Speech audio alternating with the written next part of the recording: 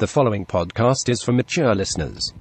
Although looked at in a light-hearted manner, some content may be graphic and gruesome. Also, due to the host's complete lack of maturity, those easily offended will probably be offended.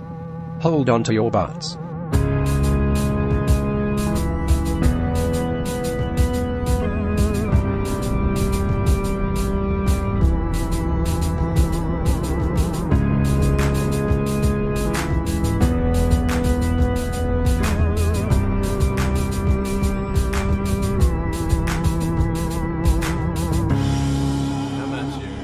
Buckeyes dropping a 70 spot. I know, it was nice. It was real nice. I think they're out there playing angry.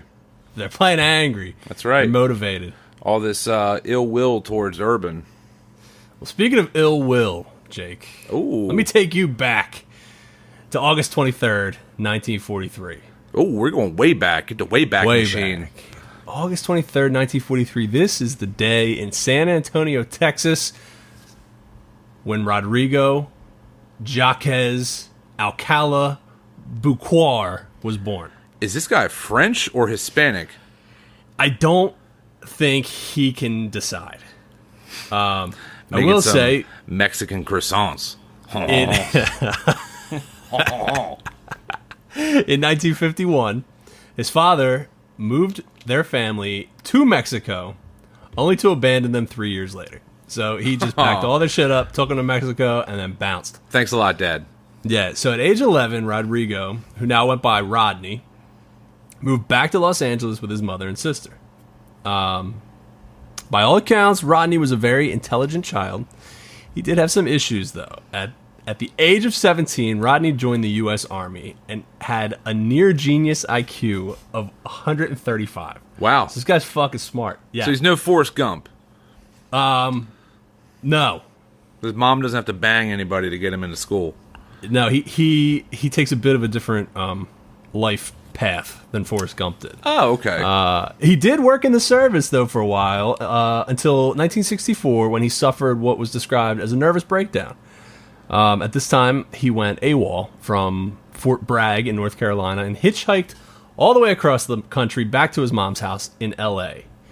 He was diagnosed with antisocial personality disorder by a military physician and discharged on medical grounds. So he made a clean break from the military and got into what he really loved, Jake. What's that? Art. After parting ways with the Army, he attended the UCLA School of Fine Arts. He earned a bachelor's degree in 1968. Fancy little gentleman he is. Yeah, he's doing well for himself, right? Yeah, sounds like it. Yeah, so he gets the bachelor's degree in 1968, and then the same year, he kidnaps, rapes, and almost murders his first victim. Oh. Isn't that a little I get you with the twist? That was a twist. Yeah, hit me with... Oh, I was like, oh. So, so the LAPD receives a call, Jake. Okay. It's a concerned motorist who witnessed a man trying to lure an 8-year-old girl into his Hollywood apartment. Officer Chris Camacho, the most badass cop name I think ever, Seriously, responds to the call. His name Macho Camacho? Chris Macho Camacho responds to the call. Chris Long Dick Camacho. When he knocks on the door, Rodney peeks his head out and tells the officer he had just gotten out of the shower and he's going to need a few minutes to get dressed, right? Uh-huh. Camacho immediately sensed that something was off. He's actually quoted as saying that the face that answered the door was very evil. After only a couple seconds, Camacho kind of picked up on the bad vibes and kicked the door open. When he entered, he was horrified to find 8-year-old Tally Shapiro laying in a pool of her own blood on Alcala's kitchen floor. There was a steel pipe across her throat, and Camacho was sure that he was too late. He was pretty sure that this girl was dead. Holy shit. He started to search the house for Rodney, and something miraculous happened. Tally started gagging on the floor. She wasn't dead. So Camacho immediately gave up on trying to find Alcala, runs over to the girl, takes all the measures he can to kind of save her life and get her back into living form. I don't mean to cut you off. Ever since you told me this guy's name, I just pictured John Rambo. So I picture a guy in like a green tank, like just like covered in baby oil, like muscles pumped, camo pants, and he's like kicking in the door, like, "What's going on?" and stuff like. Oh my god, the girl! Oh, there's this little girl on the ground. Why is she bleeding and stuff? I don't have it on me, but I'll see. Maybe later, I'll see if I can find a picture of this guy. I'll put it in the episode thread. Okay, he's probably not going to look like we think he looks like. No, he's probably 6'9", 115 pounds. Yeah, or 5'6", 315 pounds. He's actually a giant wrecking ball. He's actually the Kool-Aid man. Yeah. That's how he came through the wall and saved the girl's life. He did save her life, though. She was saved. Unfortunately, him stopping to resuscitate her gave Alcala just enough time to escape the apartment. A warrant was put out for his arrest. But Rodney Alcala wasn't taking any chances. He moved to Manhattan, and he started going by the name John Berger.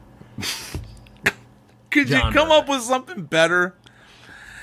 Well, my name is Tom Everyman. John Berger, and it fooled. Middle name was Cheese. I'll tell you who it fooled. It fooled Roman Polanski, because as soon as he gets to Manhattan, he enrolls in a film school at NYU where he studies under the tutelage of one Roman Polanski.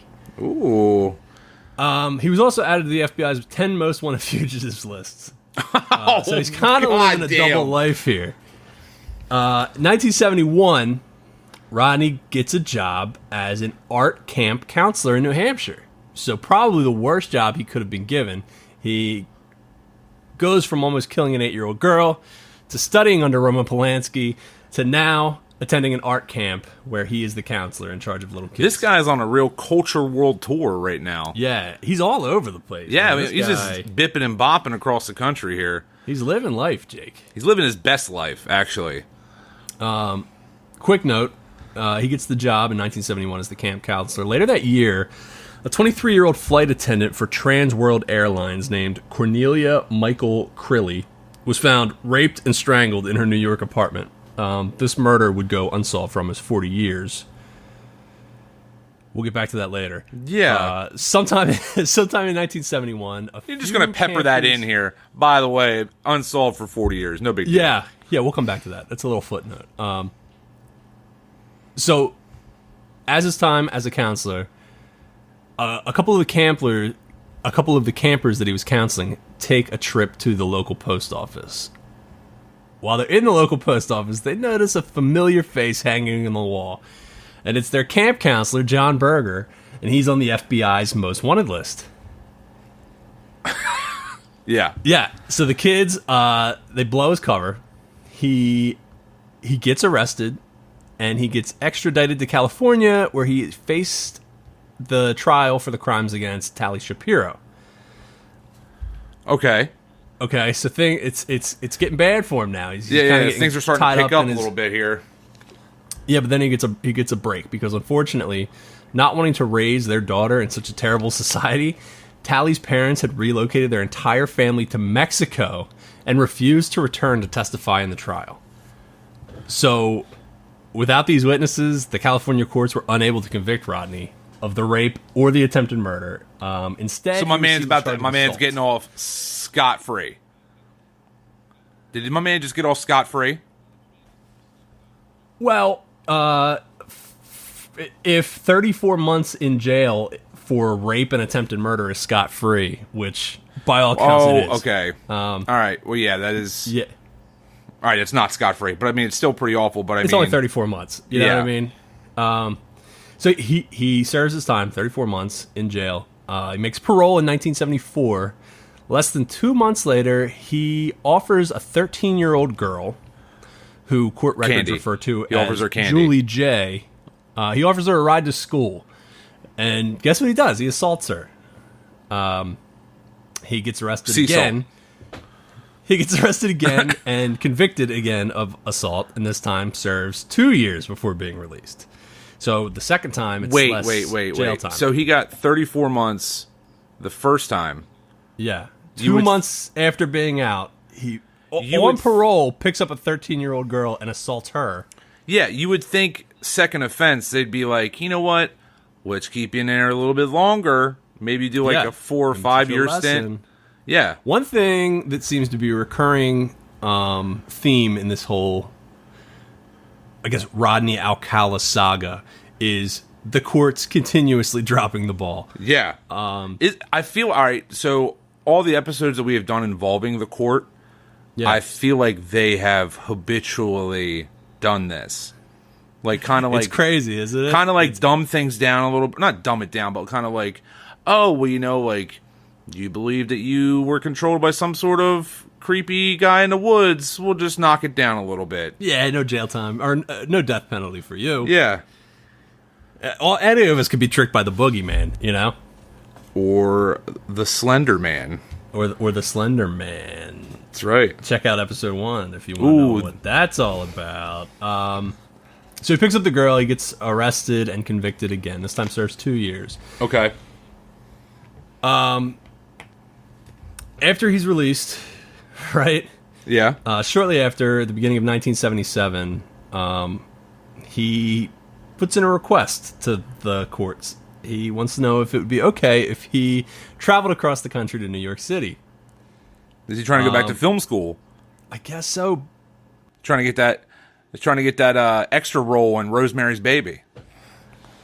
Maybe it could be he's just trying to hook up with Polanski. I mean, that's what I'm saying. I'm pretty sure that's a Polanski movie. Am I wrong? Oh, is it? Yeah. I don't know. You might be right. You're probably right.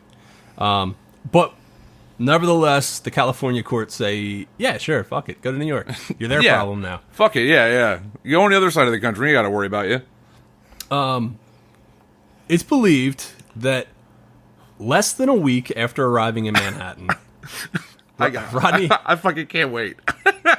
Rodney Alcala murders 23-year-old Ellen Jane Hoover. Ellen was the daughter of a popular nightclub owner by the name of Herman Hoover. Not to be confused with J. Edgar. This is...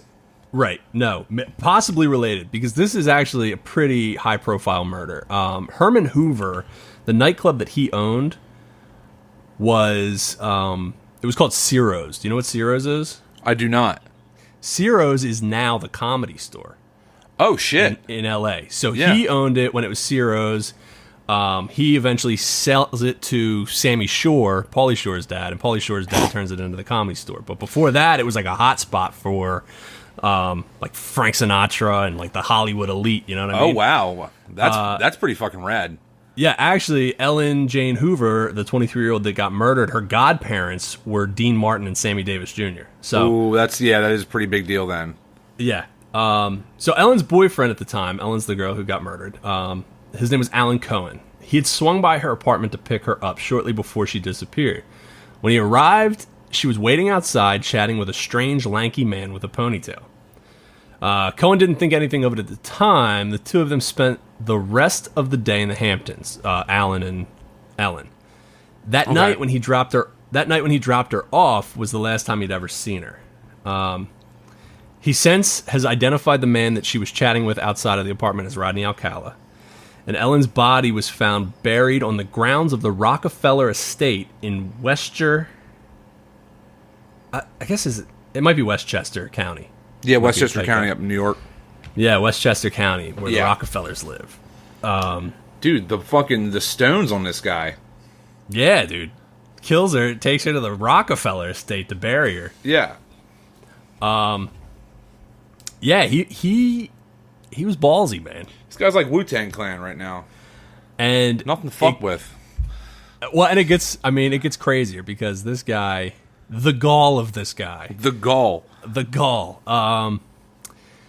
ends, and then in 1978, Alcala gets a new job. He takes a job as a typist for the Los Angeles Times. So he's gone back from New York to L.A., right? Dude, this guy loves jumping coast to coast. Yeah. So during his time with the Los Angeles Times, he convinced hundreds of young men and women that he was a professional fashion photographer. He started collecting these photos in a portfolio, which he would show off to his workmates at the Times. Most of the photos in the portfolio were nude images, and some were sexually explicit. Ooh. Yeah. While most of the models remain unidentified, police fear that some of the victims, or some of the people in the photos are victims of multiple cold cases. So he was just kind of like collecting people, taking pictures of them, and then the ones he really liked, he would rape and kill them. Oh, what a nice little reward. Thanks for letting me take your photo. Let me hold you down and do some weird stuff to you. He knew how to get what he wanted, Jake. That's the thing. Is this guy Ted DiBiase? The $1 million man. Everyone's got a price. One of his victims was Virgil. Virgil's career. Virgil's career was one of his victims after spending many years as Ted DiBiase's slave. Oh, fuck. You can't say that, Jake. You can't say that shit. You can't say that shit. You can't say that. Don't say that. All right, so here we go. This is the craziest part of the whole fucking thing, all right? 1978. Despite being a convicted rapist, a registered sex offender, and the perpetrator of, at this point, maybe 10 murders at least, right? Yeah. Rodney Alcala is selected to be a contestant on the dating game. Get the fuck out of here. You didn't know you could be a contestant on the dating game as a registered sex offender, did you? I've been wanting to get on the motherfucking Price is Right. I know. And this guy's over they here won't take you because stabbing of the and raping DUI. bitches, and he's on the dating game. On the dating game. Yeah. So he must have been a good-looking dude then. Well, no, yeah. By all accounts, he's a pretty good-looking guy. For the 70s, I guess. So at the time of the filming of Rodney's episode of the dating game, right? Rodney had already killed at least 2 women in California. He killed and at 2 women on the set. And at least 2 other women in New York. So he had 4 confirmed kills at the time of being on this show. The dating show host Jim Lang introduced Alcala as, quote, a successful photographer who got his start when his father found him in the darkroom at the age of 13, fully developed. Wow. Between takes, you might do skydiving or motorcycling. Okay, so that's his intro to the show. My hobbies include choking bitches out, raping bitches, and stabbing bitches. If you think you could be one of those 3, why don't you come hang out with me? Okay, so Jake, I have some clips from the show that I want to play you just to give you a sense of the creepiness of this man. I got to hear this guy. So, so Rodney was bachelor number 1 on this show, and this is the first question to Rodney, and the question is, bachelor number 1, what is your best time? It's kind of a bogus question to begin with, but here we go. All right. And here we go. Bachelor number 1. Yes. What's your best time? The best time is at night. Nighttime. Why do you say that? Because that's the only time there is. The only time? What's wrong with morning, afternoon? Well, they're okay, but nighttime's when it really gets good. Okay. So, yeah, I mean, you get the picture. This guy, he's a weirdo. I love how, like, every question has, like, all that sexual innuendo behind it. Right. It's like, what is your best time? And he's just like, nighttime, bitch. That's where I kill people. The nighttime. That's like, that's the only fucking time, because that's when you're gonna die. Yeah, I mean, I guess the 70s were a little more liberal than I thought they were with the television shows, because I mean, I think this clip is the only clip I've ever seen of the dating show, and man, they're really pushing the boundaries. You know what I mean? With the innuendos. Yeah. Well, Jake, here, this should be no surprise to you. Rodney Alcala won. No! Rodney Alcala won the game, was selected to go on a date with the Bachelorette, Cheryl Bradshaw. Terry Bradshaw's daughter? How do you think it turned out for Cheryl Bradshaw? Please tell me the bitch Rodney died. Alcala? Please tell me she died. Well, luckily for Cheryl, she ended up refusing to go on the date because after she met Rodney in person, she found him, quote, creepy. You don't say. Newsflash, bitch. He is fucking creepy. So Cheryl lives to see another day. But criminal profile Pat Brown believes that this rejection set Alcala off and may have been a key contributor to a few of his next crimes. Murder spiral, if you will. Yes, Brown claims that serial killers, get this, do not understand rejection. No. Shortly after his stint on the dating game, 12-year-old Robin Samso disappears from Huntington Beach after her ballet class. Her body was found 12 days later in the LA foothills. Robin's friends tell the police that a strange man had approached them on the beach, offering to take their pictures. Police circulated a sketch of the man, and Alcala's parole officer recognized him immediately. During a search of Alcala's mother's home, where he had been staying, police found a receipt for a storage locker in Seattle. In the locker, they found Robin Samso's earrings. Along with her ears and her hands. Alcala, again, is arrested and held without bail. In 1980, he was tried, convicted, and sentenced to death for the murder of Robin Samso. That's the end. Jake. Okay, so here I have a question here. Okay. So, obviously, whatever network this was on didn't really do a thorough background check on this fucking sociopath. No, and let me tell you something. If you have a game show where you're giving out dates with young singles, don't you think the sexual predator cheat sheet is the first thing you check? I feel like there should be some sort of, like a background check. Like, does anybody even know what this guy's credit score was? Like, what the fuck? He was smart, though. 135 IQ. Who cares? Yeah, it's true. Well, apparently he was dumb. I want to know how many frequent flyer miles he had jumping from coast to coast. But, I don't know, but here's the crazy thing. I would be able to understand how this happened if he was introduced on the show as John Berger or whatever the fuck his alias was. But he gave him his real name. I mean, they introduced him as Rodney. So it would have been easy for them to do some sort of background check. They're all about that money, though, man. That's that corporate money, that corporate television. Also, Jake, real quick, yes, that wasn't the end, because the verdict was overturned by the California Supreme Court because the jurors had been improperly informed of Alcala's prior sex crimes. And by improperly, I mean they were informed, and that's not allowed. I don't know if you know that. That's how court works. Yeah, like if somebody is on trial for something, the jury is not allowed to know about their prior crimes for some reason. Like, they can only be tried on the so crime. Kind of like a preconceived notion thing. Like, they have to go into it with, like, fresh mind and fresh eyes and shit like that. Okay, I get that.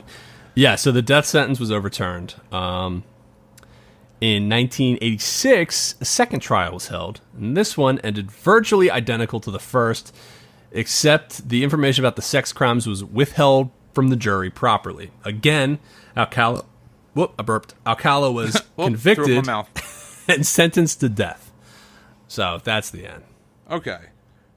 But that's not the end, Jake, because the Ninth Circuit Court of Appeals nullified the second conviction. There's more twists and turns than Chubby Checker in a blender right now. Like, what is this, a fucking M. Night Shyamalan episode? The conviction was overturned by the Ninth Circuit Court of Appeals. Want to know why? I don't know, because... why? Because they gave him the wrong name and they were trying the wrong guy's name? No, that would make too much sense. The reason was because a witness was not allowed to support Alcala's claim that the park rangers who had found Samso's body had been hypnotized by police. Hypnotized? So Alcala's defense was that the park rangers who found the body were hypnotized. Okay? And he found some witness, I don't know who the fuck this guy was, that was going to come and support that claim. And the court went, that's fucking crazy. I'm not hearing it. And since the court wouldn't allow that defense, the Ninth Circuit Court of Appeals nullified the entire conviction. You got to be fucking kidding me. So this was in 1986 that this trial was held and nullified, right? I am slowly accruing a way to get out of murder and DUI. it's not hard to do, apparently. And be like, well, that witness, pulled a rabbit out of a hat, so obviously this is some sort of witchcraft. So, I mean, yeah. I can get out of this, right? I mean, it seems to me that anyone can get out of anything. So Rodney Alcala, that was in 1986. He wouldn't be tried again until 2003. Okay? 2003? Yeah. He just sat in jail all that time. So during the preparation for the 2003 prosecution, The Orange County investigators learned that Alcala's DNA matched DNA left at the murders of 4 additional women. Okay? What's the body count up to? Are we over like 2 dozen yet? Well, his DNA is found at the murder scene for 18-year-old Jill Barcombe, a New York runway model who was found rolled up like a ball in the L.A. ravine in 1977. Yeah. Jill was originally thought to be a victim of the Hillside Strangler, but then it was proven that it was actually Alcala that did it. Here's a question. Okay. 2 questions, actually. One, when they say they found his DNA, are they referring to semen? I think they were talking about old cum. I guess it sticks around. I mean, fuck, that's gross. Especially. You could have at least said semen. You can't just be like, old cum. It was old cum. From the 70s. Yeah, it's like cum from the 70s. It's like a crisp, it looks like a wafer. I didn't think it would hold up that long. Like it's one of those communion wafers. It's all thick and crispy. Yeah, apparently semen has a long shelf life. That's fucking foul. So here's a question. Okay. If I'm the Hillside Strangler and I run into Rodney Alcala, is there like an high five? Is there like an honor among thieves code? Like when you're like, oh hey, you're fucking crazy and you like to kill people too. Well, I'm not obviously gonna fuck with you because I'm crazy and I like to kill people. Like, do you ever think like any of these people like ran into like the Zodiac Killer or like the guy from Summer of Sam and they're just like, oh hey man, what's up, Frank? At the convention. Right, man. I'll see you at the fucking bar later, right? Cool. I don't know. That would be interesting. My question is, do you think that if they had met, there's like a turf war situation? Because if I'm the Hillside Strangler and you're stay off Hillside, motherfucker. You're dropping these sloppy ass murders in my ravine. You know what I mean? But, yo, they're gonna try and pin that shit on me. This is still the 70s. Denim jacket wearing ass on a dating game. Don't be coming around my neighborhood. Okay, so it was Jill Barcombe, 27-year-old Georgia Wickstead, who was bludgeoned to death in her Malibu apartment in 1977. 31-year-old Charlotte Lamb, who was raped, strangled, and left in the laundry room of an apartment complex in 1978. Fuck yeah. And 21-year-old Jill Parento, who was killed in her Burbank apartment in 1979. All of these bodies were found to be in what investigators describe as posed in carefully chosen positions. Like mannequins? I guess so. Like I don't sexy know. I don't know raped what that mannequins? means. Maybe so he could take pictures for his fucking Spank Bang murder album. So prosecutors enter a motion to join these charges with the Samso charges for the 2003 trial. Okay. Alcala's attorney contests this, believe it or not. He's a pretty good attorney. He doesn't want this to happen. And, oh man, here is his reasoning for contesting that these charges all be joined together. Alcala's attorney claims, quote, if you're a juror and you hear one murder case, you may be able to have a reasonable doubt. It's very hard to say you have a reasonable doubt on all 5, especially when 4 out of the 5 have been proven by DNA matches. So, I mean, fair point. Yeah. Fair point by Alcala's attorney. Yeah. Really bringing the knowledge here. So Alcala, in the trial, he makes the gravest mistake of them all, and he elects to act as his own attorney. Oh, fuck yeah. Rodney Alcala took the stand as his own defense, and for 5 hours played the role of both interrogator and witness, asking himself questions and addressing himself as Mr. Like Alcala. going up onto the podium and coming back down onto the podium and then going back up onto the podium. That is phenomenal. He even took the courtesy of using a deeper voice while playing the part of the interrogator as to not confuse Rodney Alcala as Reverend Al Sharpton. You talk about balls, dude. I mean, this guy didn't give a fuck. Dude, why would... At this point, how could you? He has made a fucking joke of the judicial system at this point. He's like, motherfucker, I was on the dating game, and I stabbed bitches. Like... He was on the dating game and death row twice. Nobody's ever done that. Dude. This guy, this guy's a legend. So Rodney tells the jurors that there's no way he could have killed Samso because he was at Knott's Berry Farms. That's a California theme park for the non-Californians, applying to be a photographer. We know he loves photography. How do you apply? You just like show him, like, hey, look, here's some cool photos I took. Yeah, you don't want to show him your photos if you're fucking Rodney Alcala. Not at a California theme park. Yeah. You got a point there. Yeah. This is Diane. Diane's head slipped off so easy. It was unbelievable. He showed the Look at the blood fall. It's so artistic. It's so postmodern. Yeah. He showed the courts a clip from his appearance on the dating game to prove that the earrings found in the Seattle locker were his and not Samso's. So now we're dealing with a potential cross-dresser. Yeah, but there was a problem, Jake, because he plays this clip in front of the entire court and says, look, they couldn't have been Samso's earrings. They were my earrings, and I'm wearing them in this clip. So you could tell they were mine. Jake, he wasn't wearing any earrings in the clip. Was it a video clip or an audio clip? It was a video clip of him on the dating show hey, you can to clearly prove tell that they were his fucking earrings. He's not wearing earrings in the clip. This audio clip that I'm wearing these earrings, you can hear them jangle. Jed Mills, who was an actor that competed against Alcala on the show, told reporters that, quote, earrings were not yet a socially acceptable accoutrement for men in 1978. I had never seen a man wearing earrings, and I would have definitely noticed them on him. Yeah. They probably would have beat him up too. Yeah, probably. You get around the wrong biker gang in the 70s, all bets are off. Exactly. So that was his only argument, really, was that they couldn't have been her earrings because they were his. The other four murders that were kind of grouped with these charges, he simply stated that he couldn't remember killing any of those women. Solid defense, though. Yeah, I don't remember doing that. I'm obviously innocent. Yeah. No, I don't remember doing it. Don't you think I would remember killing 4 women? Yeah. Come on, you simple bitch. In his closing arguments, he played a portion of the song Alice's Restaurant by Arlo Guthrie. I've never heard this song, but apparently in the song, the protagonist of the song tells a psychiatrist that he wants to kill.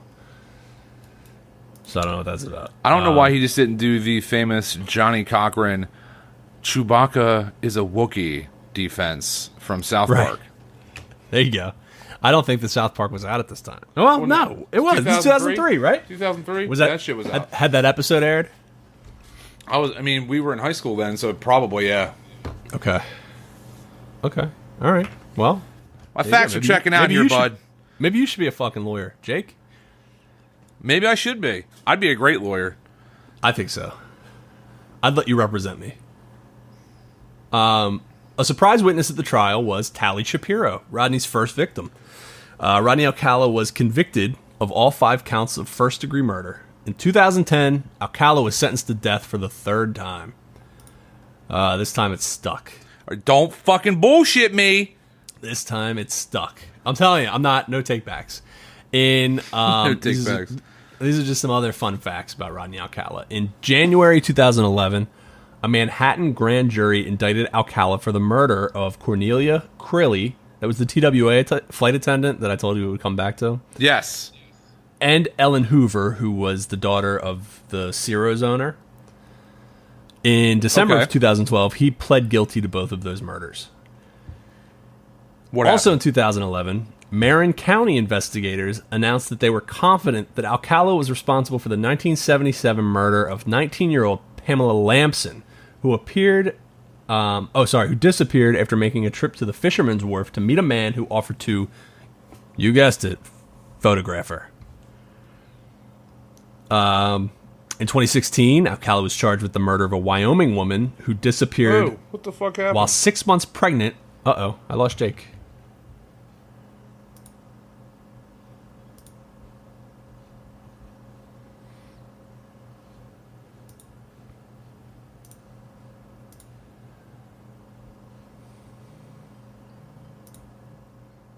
I lost you. Whoa, what happened? I don't know. You got cut off there. Oh, that was fucking crazy. What was the last thing I said here? What was the last thing you He got convicted for the third time. It was a rap. Okay. All right. Well, then I'm just going to do this other stuff for you then. These are just some other fun Rodney Alcala facts, okay? Okay. In January 2011, a Manhattan grand jury indicted Alcala for the murders of Cornelia Crilly. That was the TWA flight attendant that we mentioned earlier that I said I'd come back to. Yes. And Ellen Hoover, who was the Ciro's owner's daughter. In 2012 of December, he pleaded guilty to both of those murders. In 2011, Marin County investigators announced that they were confident that Rodney Alcala was responsible for the 1977 murder of 19-year-old Pamela Lamson, who disappeared after making a trip to the Fisherman's Wharf to meet a man who offered to photograph her. Ugh. Back to his old tricks again. In 2016, Rodney Alcala was charged with the murder of a Wyoming woman who disappeared while 6 months pregnant in 1977. Relatives recognized her when Huntington Beach PD made his photographs public. So she was one of the women in the photographs. I mean, who knows how many of those fucking Uh, people were murdered and disappeared? Yeah. Like, did they ever actually get a final body count with this guy? I don't think they know half of the murders, to be honest with you. I mean, we could maybe tally it up. Guys out here just stabbing for the sake of stabbing. Yeah, really. I mean, Stabbing and raping bitches. So with that one, Rodney admits to taking her picture, but not to murdering her. Alcala was also deemed too ill to make the journey from California to Wyoming in order to stand trial for that murder. Rodney Alcala is currently living out his days in Corcoran, California State Prison, pending further appeals of his death sentence. This man hasn't died yet? No, alive. Well, Alive. I have zero faith. I have zero faith in our judicial system. I mean, he's gonna probably die of old age before. Yeah, like he will die of natural. natural causes, just chilling in prison. Yeah. That's fucking insane. Okay, so of the people we know of, there is. Let's just run this backwards. There's the woman in Wyoming, right? Yeah. And her 6-month-old, or her 6-month fetus. So that's two, right? Oh, yeah. Are we counting that? I mean, yeah, it's got a heartbeat. You got to count it. Pamela Lamson, the chick from the Pamela wharf. Anderson, yeah. We have the TWA flight attendant, Cornelia Crowley. Yep. We have Ellen Hoover, the Comedy Store girl. Yep. We have, let's see, let me run this back. We have Jill Barcombe. We have Georgia Wickstedt, Charlotte Lamb, Jill Parento, and Samso. Yeah. Robin Samso. That's 10. That's 10 that we know of. And that's actually not including... have names attached to them. Yeah. Right. And that actually died, because that's not including Tally Shapiro, who he would have killed if Macho Camacho hadn't busted down the fucking door. Fucking Macho Man Camacho did bust in and hit him with the elbow. So that's at least 10. And I guarantee there's more. I'm going to say at least 20 to 30. Right. So now, this is something we talked about when we decided we were going to do this podcast, Jake. We thought that it'd be a good idea to, as we go, rank serial killers, right? Yes. And try to find out who the most heinous fucking serial killer of all was. Now, this is the first serial killer we've actually done. So Rodney Alcala is first on the board. Yes. Now, what I'd like to do is, after we do the next serial killer, we kind of compare. You know what I mean? If the next guy beats out Alcala, then he's fucking king of the ring until we get to the next serial killer. Oh, I like this. You know what I mean? I like this setup. Yeah, so we always have our champion serial killer. Our current, yeah. Sociopath of the current sociopath of the year. Yeah, and I'll tell you what, man. I don't know what the grading credentials are going to be. We're going to have to figure that out as we go. But, I mean, just on pure confidence alone, this guy's got to be... He's going to be hard to knock down. You get 10 confirmed kills. You have a Headshots. fucking you have an appearance on the dating game where you won the dating game. Yeah. You went to film school and studied under fucking Roman Polanski. You were a camp counselor. He's done it all, Jake. Rodney Alcala. This dude's got some serious fucking chops. A man amongst men. So, what I will say is, although, murdering someone is a heinous act and he should never do it. Oh, yeah, we definitely don't. We don't condone it. Do not condone murdering. Do not condone. His murders are not especially grisly. You know what I'll say? So No. I'm going to say he's going to lose points for that. Yeah, he's very much like a middle of the road when it comes to, hey, you know what? I did the standard. I rape you, I kill you, and then I do some sort of weird pose thing, and then I keep it moving. Right. Yes. He knew what he wanted, and he knew how to get it. But the charisma on this motherfucker. He's like the Hulk Hogan of serial killers, is. Dude. Well, man, he probably hard sells like a motherfucker, too. Dude, this guy has got some serious... His murder clout is next level. To kill the goddaughter, and maybe he didn't know, but the goddaughter of fucking Sammy Davis Jr., you know what I mean? And Dean Martin. Like, we're talking musical icons there. But I mean, to just, I'm going to say within a business week, so we're talking 5 days here, between doing that and then jumping on to the motherfucking dating game.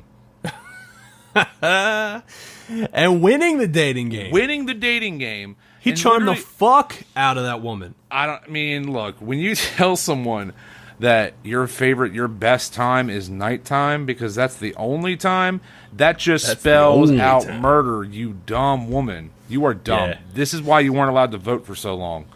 Yeah. Or drive. Or actually get same pay. Because you're too goddamn gullible. Now, I love women, and I believe they deserve everything equally. Yes, this is all... That's my disclaimer. But back in the 70s, bitch, you were dumb.